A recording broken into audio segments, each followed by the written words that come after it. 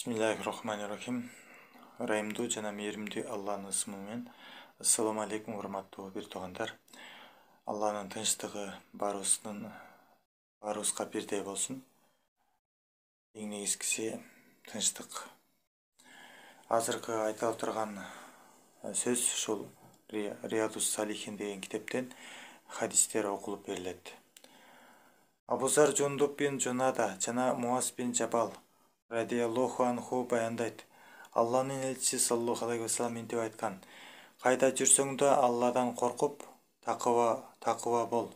Жаман ишти жууп кетиришиң үчүн жакшы иш кыл. Адамдар менен болгон мамилеңде асыл адепти сакта. Асыл деген эми өзгөчө бир жакшы тандалган бир адеп экен да. Ибн Аббас разияллаху анху баяндайт. Бир жолу пайгамбарыбыздын саллаллаху алейхи вассаламдын артынан ээрчип келе жатканымда ал мага мындай деген эле: ай балакай, сага бир канча сөздү үйрөтөйүн.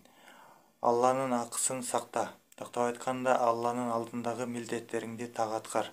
Ошондо Алла Таала сени сактайт. Эч убакта Алланы эстен чыгарба.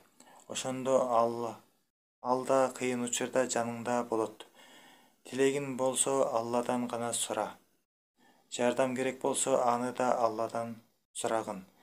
Эсиңе түйүп ал, бүткүл адамзат чогулуп сага кандайдыр бир пайда келтирмекчи болушса, Алла маңдайыңа жазгандан артык пайда келтире алышпайт. Ошондой эле адамзаттын баары топтолуп сага кандайдыр бир зыян тийгизебиз десе, Алла бешениңе жазгандан артык кыпындай да зыян тийгизе алышпайт. Анткени тагдыр калемдер алда качан токтоп, жазуулар кургаган.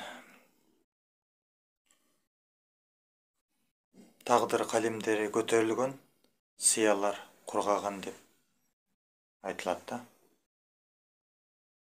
Алла Таала жазган тагдыр эч качан өзгөрбөйт да.